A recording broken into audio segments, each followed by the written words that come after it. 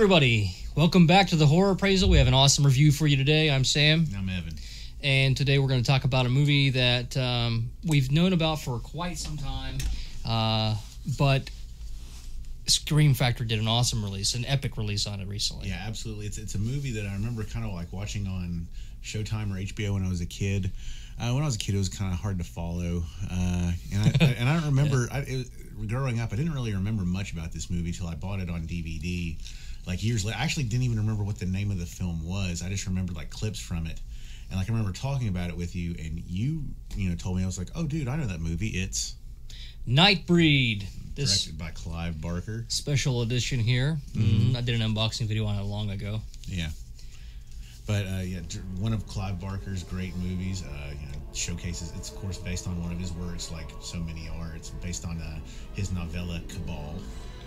What makes this so different from the version that we all had before, the theatrical cut? The Scream Factory has released a new director's cut of Nightbreed, and it's something that really needed to happen because the movie was, no pun intended, butchered by the movie studio when it first came out. Yeah. To theaters, and then of course its release on VHS. It's basically the studio.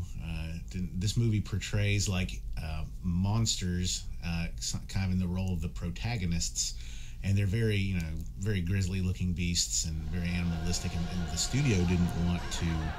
Really, that was just kind of the gist that they gave Clive Barker. They did not want to release this film that portrays monsters in this light. Exactly. Clive Barker had these monsters set up as kind of like minding their own business. Midian is where they live. Yeah. And that's a place where monsters or people who have done kind of bad things in their life are supposed to go and be accepted and be forgiven, and that they can live there in harmony. One thing I kind of like about the idea of the Nightbreed, all the different tribes that are collected, they're kind of like... They're kind of like monster gypsies from like different tribes. That's kind of what I felt like rewatching this again. Well, there's a lot of tribal looks. Yeah, and they've been hunted by humans to near extinction. They're basically the last of their kind that are left. So of course they live in. They have all these special, fantastic powers, but many of them live in fear of humans. They're not as powerful as what you would normally see a monster be. Like, they kind of have some animalistic qualities to them, and they have some of them have some extra strength, but they're not necessarily they're not immortal by any means. They can live forever as long as they don't get hurt. Some of them, some of them. And I like it because they're a collective of like different powers and weaknesses. Some can be killed by bullets. Some can be killed by the sun.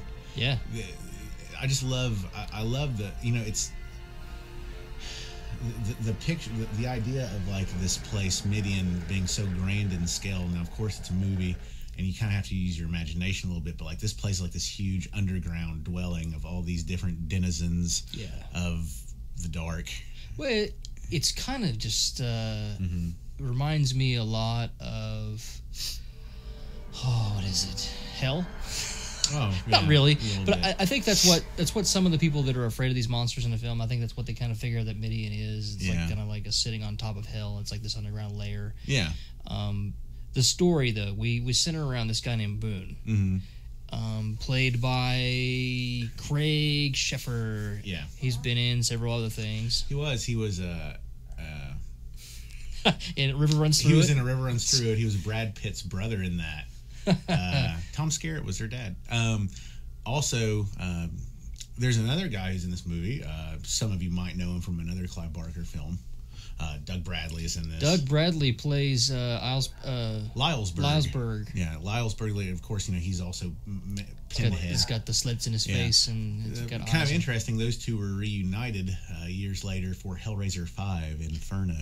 Another Clive Barker favorite actor to bring in this, who was the Chatterer in Hellraiser. Nicholas Vince plays a character named Kinski in this, who has like a moon face. Kind of crescent, It's the one that I remember seeing the most. They had the moon guy from McDonald's there for a while, like back in like 1990. Mac to Midnight, yeah. Yeah, because this was 1990. And what made you... That's weird. I associated that as a kid. But Boone, okay. That's the guy who plays the piano and sells Big Macs. Another famous person in this, which is kind of seeking Boone out in the beginning of this film, is his psychiatrist, David Cronenberg. Played by legendary director David Cronenberg. And his name is Decker. His name is Decker. Boy, he's dry in this movie. But he's dry in everything he's in. He has a different personality when he puts a mask on. He's actually a slasher, and it doesn't hide that. So, I'm glad you said that. I'm glad you actually phrased it just this way. Watching this film, I was actually thinking of what are some thematic elements to kind of talk about. And it's one that's kind of on the nose, but it's really kind of obvious. And it has to do with the secret face that we wear beneath the surface. And it's mentioned really a couple times. You know, Decker talks about it, about a secret face. And also Narcissus, who Boone meets in the hospital, talks about the face he has behind this one. So really, I mean, I actually thought about Clive Barker, you know, maybe in his life. Clive Barker, you know. Well, there's another face that's hidden, too. The guy with the kind of dreadlock. But I kind of thought about that being an important theme to Clive Barker. You know, professionally, and you know, back in the day, whenever he wrote this, or maybe he may not have been able to be as open about his lifestyle. About his lifestyle, yeah. That's why I kind of thought, you know, things like that are very, you know, kind of obvious. I think in it, I just thought it was interesting to see. But yeah, you know, we not even really getting that deep into it. You know, secret face that we all carry beneath the one we have. You know, we're totally different people when we interact with each other than we are like by ourselves or with other people. We all have maybe not even one secret face, maybe several, or you know, maybe it changes with the day. I didn't really mean to get off on a tangent about that, but those ideas just really they're prevalent. Yeah, kind of keep me thinking. Getting into the story, Boone had for months been seeing his psychiatrist and been sharing his dreams about Midian, about being forgiven for his crimes that he didn't commit. He feels guilty because the psychiatrist has been planting these ideas in his mind that he's been dangerous and stuff. Yeah. But the secret motive of Decker is that he's a slasher, he's a serial killer. Button eyes, face. He's got button eyes, yeah. Yeah, it's a really cool mask. He wants to go out and kill people, but he has to have this patient, Boone, to frame it on. Yeah. What better? I mean, he's been having these dreams about monsters. He described these people in his dreams that he killed. Yeah. So Decker goes out and kills people that are exactly like his dreams. Exactly. And he tries to frame Boone for that. Yeah, he's been fascinated with these stories that Boone tells him, and it's the perfect scapegoat, you know, for his Decker's crimes.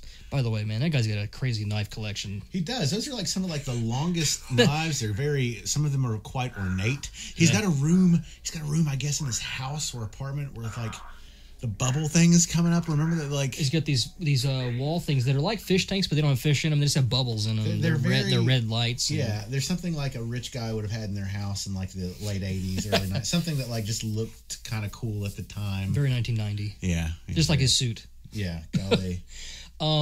But you also have another outstanding character in this who is odd for a horror movie. She never wavers in who she. I mean, she does discover her strength.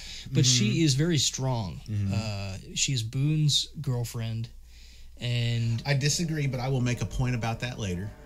Well, she evolves a little bit, but she never wavers in her caring about Boone. She does care about Boone. You know, she wants to find him. She wants to help him, but whatever. I'll get into it a little later after we're talking about the end of the story. Anyway, Boone gets framed for these murders, and the cops end up he finds his way to Midian, and the cops shoot him dead. I mean, if you've seen the movie. But by the way, Midian, like the graveyard, I love the graveyard scene. It's so cool. Like the graveyard scenes, like I think this graveyard looks so cool in this movie. It's pieced together essentially by from Clive Barker's mind. It's got reminiscent ideas from like something you would see in Beetlejuice graveyard. Like you've got these headstones that are quite menacing looking, evil. Yeah, they got some demonic figures, demons like looking down. It's like whose grave is that? That's must have been a bad person. This is my Nana's grave. She was the sweetest old woman, like a big spitting demon.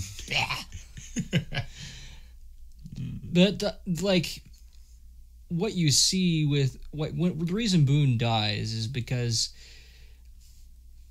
I mean, it's necessary for him to die, kind of, to become what he is. To become Nightbreed, like, many of them have to die, right? Like, to actually become a member of the tribe. Now, some of them are still there, but they haven't died. Yeah. but like he goes into Midian. He finds a couple of the monsters and a really important one, actually. I can't remember his name. It's slipping me right now. Actually, I can look that up right now. He's got the long dreads. He's a really cool beast. Anyway, he bites Boone. Yeah, he's the one who's prophesized to bite him. Kind of... It shows him, and while you're looking for that, it shows that... Pelican. I don't know if you can see this very well, but he's a really cool looking dude. But he bites Boone. He bites. And because he's hungry for meat. He just calls him meat. That's what he calls naturals. People who are not Nightbreed, normal people, muggles. But like, if it sounds like we're talking in circles, this movie is very involved. It is. I'm sorry. Like, I actually have had a hard time when, like, we actually watched this film, and I was like, let's watch this with subtitles so I can follow a little better. It's not like it's not like I can't follow complicated plots, but this movie's just everywhere sometimes, and it's just you really kind of have to stay focused in this movie because it is a little manic, and you just kind of want to be able to keep knowing what's going on, It goes back, I was watching one of our old reviews, and you said you like your involved thinking man's horror movie. You kind of want that. I do want that. But with this movie, you get that, but you also get the crazy, awesome effects. You get the gore and the violence. I think the thing is, it doesn't slow you. This film doesn't slow you down long enough. It still gives you very thought-provoking thematic elements, but it never slows down and lets you process it. Right. It just it flashes everything at you really quick. It's 2 hours long. While, being tied to one of those spinning wheels, with a disco light in your face, too. I do want to comment on the length of this film. Clive Barker oversaw the editing of the new director's cut, and they put 40 new minutes of footage in this film, but they also took some out. So some scenes were replaced, and you get a different perspective on kind of what's happening. So if you are a fan of the theatrical cut of Nightbreed, you better get this director's cut. It's if you get the director's cut, it comes with the bonus disc. It's only like $20 on Amazon. If you get this big, huge special edition, it's awesome release, but it's like $80, $70, and that most of that money is because the production company does not want to really release the theatrical cut. So they had Scream Factory had to pay money to get the rights to release that theatrical cut. And there are some different things about the theatrical cut. It's worth having, but that's a little absurd. Yeah, I do. I remember being a kid and kind of liking the end of the theatrical cut, but not really knowing what was going on. But that's okay. We don't have to talk about that. But of course, Baphomet, who's the god of Midian, the god of the Nightbreed, he resurrects Boone, basically makes him one of them. It's because Boone is a prophesized character in this film. He's going to be the people. He's going to be the person who's going to lead the Nightbreed, to salvation during the destruction of Midian, because Midian will have to be destroyed so that the Nightbreed can continue. It's actually an interesting thing because Midian is destroyed, but it's for, and of course Lylesburg, he fears that. Lylesburg, the leader, played by Doug Bradley, fears, of course, the destruction of Midian. But it's kind of like, to make something better, sometimes you have to completely destroy to rebuild. It's kind of like the old boss that doesn't want his business to change because of fear. Speaking of the prophecy, that big mural that was painted in there underground, I love that mural. That was painted by one of the special effects guys. I was going to mention that. I love the mural that's shown like during the beginning credits and then later on in the film, even during the end credits. It's amazing. The detail. All the story aside, I mean, we obviously can't even we can't even summarize this movie because it's so massive. Yeah, you guys just need to watch it. But I do want to comment that it's one of those films that's like, good Lord, how did they have time to film anything if they put all these people in makeup? Yeah, the makeup in this movie is absolutely great. All the different, everyone has their own unique look. No two people look alike. The scene where Lori, Boone's girlfriend, is walking through Midia. It's really amazing, guys. It's like this dark bazaar, with creatures conducting their dark business. Everyone's kind of going there, kind of like doing their own thing, and like it's just really cool because she sees like this. I remember the one that I'm thinking of was just like this molten pile of flesh with like a head. It looks like a. It's weird. It looks like a flesh-covered praying mantis in a way. I don't know if we're talking about the same one. Babette? No, I'm not talking about that. I'm talking about like this. There's this. Oh, in the underground layer. When she's there. Yeah, when she's like looking through like the streets. This guy's just like melted to the floor. Yeah. It's like, how is that a life? That being said, the creature effect for Babette when she's first found by Laurie, that's a really cool like little. I love puppetry, and I'm glad that, because obviously they would make her CG today, but like this is a real thing. It looks so much better. But she's got these big black eyes.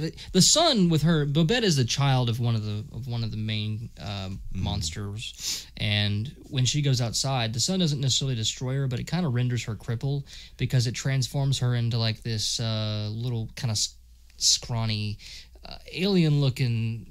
It's almost like a demonic baby deer. Is what I think. I know it doesn't look like a deer. It's lanky like a newborn deer. It doesn't look like a deer, but yeah, exactly. And actually, I didn't realize, because they're shapeshifters, I wasn't sure if the sun turns her into that, or if maybe she had assumed that form, like when she went out for the night and like trying to get home, like the sun came up and it weakened her and she couldn't change back. I don't know. Possible. I've got no idea, but it's really cool. But I mean, you got like a lady that's a porcupine, which is oddly erotic because she's naked, but she can fire her quills at people. I disagree with you on that. It's all the fur on her. Like, I just don't find that erotic. She's got a furry chest. Yeah, she does. But you've got Babette's mom, Rachel, I think is her name. She melts people. She's like really I don't hot. know if she melt. That's what I was wondering. Like, she can burn through things. Like, there's that scene where, of course, like her hand goes through that guy's chest, but I'm not sure if she's doing that or if she has like phase powers where she can like phase through objects. Like, it looks like, because what I expected was, I thought she was going to pull, like, and open her hand. I thought she was going to be, like, holding his heart, which I thought would be really She cool. fisted through him. Yeah, but like, you're not really sure if, like, maybe she does. Maybe she can, like, melt through people, but I wasn't sure if she was, like, phasing through him. It doesn't matter. Well, she killed the guy. She also kills a guy in jail by kissing him, and, like, smoke's coming out of him and stuff. That's where I got the hotness. That's where I got the hot factor from. Could be. The heat. One of the coolest characters in this movie, for me, is Narcissus. He's this guy that Boone meets in the hospital before he gets killed. Yeah. And Boone obviously he's been looking for Midian forever, but he thinks he's like really the only one that knows about it. It's kind of a figment of his imagination, but he still believes that it's there. Right. In his hospital room is this kind of crazy guy in a rock t-shirt. He's ranting about over at the window saying, why don't you come get me? He wants to go to Midian. Tell us about why he's awesome. Well, I mean, he's kind of bat crap crazy. I mean, he's portrayed pretty well. He is. He's one of the people who makes a point to Boone about the secret face, beneath the face on the surface. Yeah. And he sees Boone as like his test to become one of the Nightbreed, because Boone asks, well, if you know where it is, let's go there together, because they're going to accept me there because Boone at this time thinks he's committed these horrible crimes.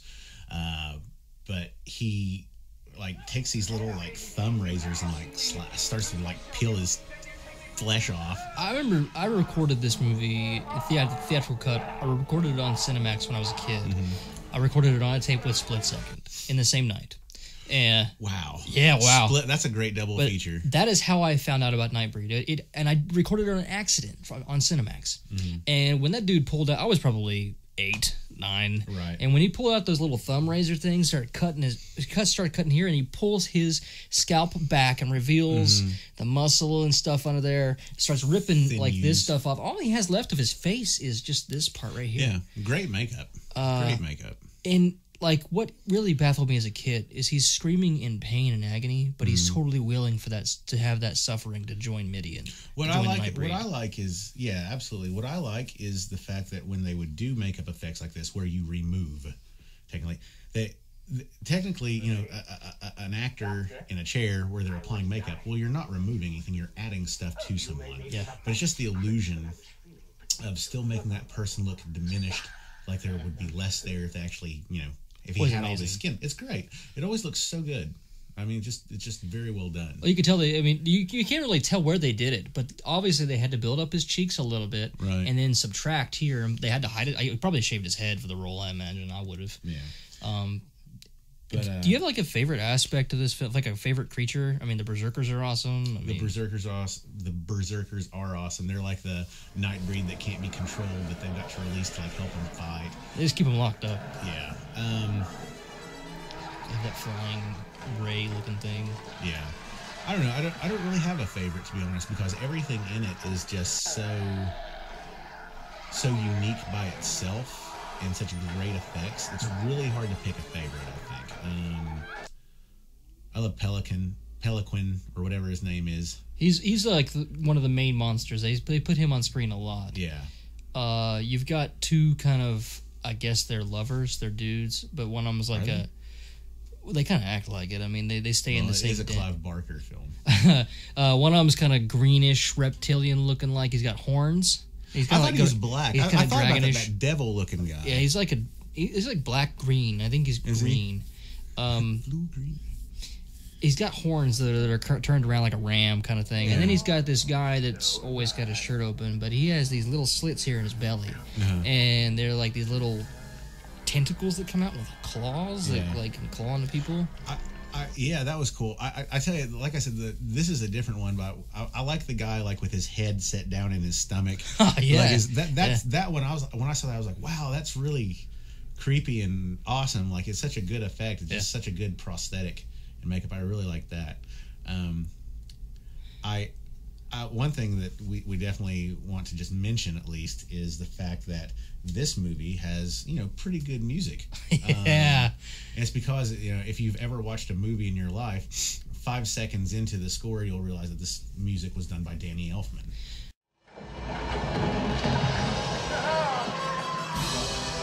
Yeah, like in it's like you're watching Batman. Yeah. The soundtrack is so much like Batman. Yeah. Or just any or Beetlejuice. Or any Danny Elfman movie. It does sound more like those films. I was just being a jerk, but it is very close. Well, it's 1990. It's right there with those two other films. He actually did that score. He would have done that score after he did the score for Batman, or the same time, depending on how long it took him to release this. True, because we were talking a little bit about how did David Cronenberg, you think, landed in this? I think that maybe in the bonus features it talks about that a little bit, but. Could be. I mean, it was definitely, if you ask me, David Cronenberg was kind of a weird choice to put in this film. I mean, not because he hasn't, contributed greatly to the horror genre. It's just that he's like, I don't want to. He's weird for a slasher character. He's so dry. He's awkward in his role, but I think that he just played himself. I think maybe you're right. That's what I was going to say. But I also still feel like when he put that mask on, a little extra zip came out of his acting. He's a little bit more feisty when he's got that mask on. And he's scary. How would he not be? It's his secret face. Like there's a scene where he's interacting with this old man and he's trying to. It's just hit him. Extracting information about Midian. He's just realized that Midian is a real place. He's just realized that perhaps Boone is probably undead. And he's mad because he kind of got schooled a little bit in the graveyard. And he's extracting information from this old guy. And he tells him, he wants this old guy to say that he's death. And he gets kind of pissed that he doesn't. Like, oh yeah, he does. And when the old man doesn't say it, he just goes ahead and stabs him right in the chest. Yeah, he's a little more loose. Yeah, I also want to point out that there's a great scene at the beginning of this movie where Boone's girlfriend is performing in the nightclub, and she's doing just an awesome song. And 1990s Canada. Yeah, and believe it or not, we had to pause. I was like, oh my god, Jeffrey Dahmer's in this movie. Dressed in denim. Yeah, dressed in denim. Canadian. They actually, call that a Canadian tuxedo. Yeah. But like, I swear to gosh, that guy looks exactly like Jeffrey Dahmer, and he's got the glasses and everything. He looks perfect. He's eating men out of the audience. Ooh, gross. He's a man eater. Yeah. But of course, Baphomet, who is the god of Midian, it turns out, at the end with the destruction and everything, they're going to have to move him, and Boone becomes an altogether new entity called Cabal, who's going to lead the Nightbreed in their new existence. They're going to have to find a new home, and Boone really, becomes something else in this. He's definitely a position of leadership. He is the leader of the Nightbreed now, and it's very interesting, just because you've got this speechless god, and of course he does speak to Boone. He's been speaking to Boone and leading him, every step of the way through this process. And I don't know. I just think it's kind of cool. Well, his name Cabal too. Like, for years, decades even, there were fans that loved Nightbreed very much, and they understood. They had heard that there were lots of scenes that were cut because the production company, as you said earlier, did not want heroic or protagonist monsters. Yeah. So there was a great portion of the movie that was cut. Yeah. And some people had gotten a hold of like just VHS clips and formed their own underground movie called Cabal Cut. Yeah, it was the Cabal Cut of Nightbreed. Looked like shit, real grainy, audio was terrible, but the fans ate it up. And there was the movement called blah, blah, blah, blah. I don't know. Something Midian. Anyway. Move for Midian or Midian, something like that.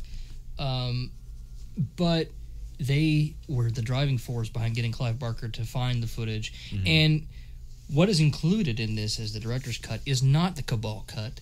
It is an entirely new cut that was not made at the time. It wasn't Clive Barker's cut at the time. It's his cut now. Yeah. So Clive Barker did it. Yeah. With some people. Yeah. I mean, that's why it's so. This is it's just like Blade Runner. It's definitive. This is Nightbreed now. I mean, the new one, that is Nightbreed now. You know, just like the Ridley Scott cut of Blade Runner is Blade Runner now. Pretty much. Yeah. Well, it should be. So I kind of want to mention this. And it's kind of really one of the last points I have to make. I got something about this movie made me mad. So at the end of the film, Midian lies in ruins, and Cabal stands atop the hill watching it burn. And now he has this duty to lead his new people. And the woman who he loves, Lori, he really doesn't want her in that life. He wants to leave her behind because he loves her. He doesn't want her to be Nightbreed. He doesn't want her to be hunted. He doesn't want her to have to hide her whole life. He wants her to lead a normal life. So she does... I'm sorry, it's going to sound sexist, but like this bat crap crazy woman thing to do was like she takes a knife and she stabs herself. She's like, there, now you have to turn me into one of your Nightbreed, so you have to take me with you. And what's the guy going to do? He can let her die, but he knows that's a jerk thing to do. He's an upright guy. So he's like, well, guess I'm going to make you a Nightbreed now. Guess we're going to have to stay together forever. It's just, she hijacked him. She hijacked his emotions. She hijacked this new life. She didn't have the right. He wouldn't have. I do want to comment. He wouldn't have had any of that without her, because she saved him from jail. She saved him. She supplied him with money in his life. I mean, she was his support. He would have probably gone crazy without her. No, he had a job. He had a job, but he wouldn't have had... He worked on cars, but he was fucking crazy. People make more money than we do. But he was fucking crazy. He wouldn't have been able to maintain any of that without her. She supported him. You're making a lot of presumptions. No, I'm not. They talked about it. And it's in the commentary. It's in everything like that. Well, I don't know about that. I haven't watched this with commentary. Oh. She gave up her life to be there to support him. He didn't ask her to. And he wouldn't have had this position without that. She literally put him in a position where she forced him to choose between her death or living as a Nightbreed. That was not cool. He didn't want that for her. He loved her. He wanted her to be safe her whole life. And now he's got, not only does he have this new responsibility that he's assumed as leader of this cult of dark people, now he has to like take care of her too and worry about like her emotions. And it was selfish. I knew that we were going to disagree about this. Well, it's okay. That's why I wanted to bring it up. If he doesn't bring her along, essentially he's making himself a martyr and carrying like the whole burden himself. He needs help. He's got help. He's got a whole freaking tribe of dark people to help him. He needs emotional help. He needs somebody with him that understands him. She understands him. She accepts him. Well, yeah, but so does everybody else. And all leaders are better when they have that emotional connection with someone. I don't necessarily agree with that, but that's fine. I don't think she added any problems to him. I think she helped him by doing that. It was just like, oh, you want to take me with you, huh? Well, I was like, really, lady? Really? That was your first reaction? I won't let him leave me. He'll have to save me. She didn't really do it like that. She kind of did. No. You guys watch it and see who you agree with. Absolutely. We actually want to know that. I'm dying. Please comment. Please tell me. Watch the whole movie. She is the hero. If I'm an a-hole, just tell me. She is the hero of the movie. He wouldn't even be alive. Oh my gosh. She is. No, she's not. He wouldn't even be where he is without her. Blah, blah. He wouldn't be the leader of this thing without her. Yes, he would, because he was chosen by. But they were all They were all super important parts of that. It was all planned. It was all part of destiny, and it was there. It was foreshadowed in his dreams. He dreamt it all before it happened. What does that have to do with her? She was part of the plan. If it wasn't meant to be, it wouldn't have happened. Everything that happened was meant to be. And wait a minute, she pulled a dick move. She could have been a little more patient, but listen to this. You can't expose her to that world, and you can't expose her to that world, have her go through all this, and then just say, hey, go on, live a normal life, because it ain't going to happen. She's not going to be able to function. She's not going to be able to hold down a job. Why couldn't she? Why not? Most of us probably wouldn't be able to. It's called a psychological problem. I'd be okay. I'd be okay if an underground city of monsters burned, and like my girlfriend was like, listen, I got to like lead these supernatural forces now. I'd be like, all right, babe, see you later. I doubt it. Whatever. I'd be hearing about it. Oh yeah, I'd tell you about it. I don't think dude, you never believe what happened to me this weekend. You'll never believe what happened to me today. Anyway, we do want to hear your opinions, and we also do hope that you check out Nightbreed if you haven't seen it. Absolutely. It's an excellent film. The theatrical cut requires a little less thought because it's a little more action-based, but it also, that's one of the down parts. It requires less thought. And that's not Clive Barker's hope. Yeah. So, I loved Nightbreed. Great movie. And we'll be doing our best to bring out 1986 real soon. Oh yeah, we got that coming up. We were going to talk about Annabelle, but we decided it's not worth our time. Yeah, I would be okay if we did it. Annabelle sucked. Yeah, that's it. That's all we need to say about it. Wow. Yeah. Okay. We fit in 2 reviews today. So anyway, also do not forget to let us know what the worst horror remake of all time is. Absolutely. You guys have a deadline of February 13th? February 13th. For that? Yeah, we're gonna review the worst horror remake that you guys vote for of all time. Can't wait to do that. And we're taking screenshots, so if you make a clever comment about how bad something sucks, it'll appear on the video. Yeah, please. We'll put your name on there and stuff. Yeah. All right, guys. Anyway, I'm Sam. I'm Evan.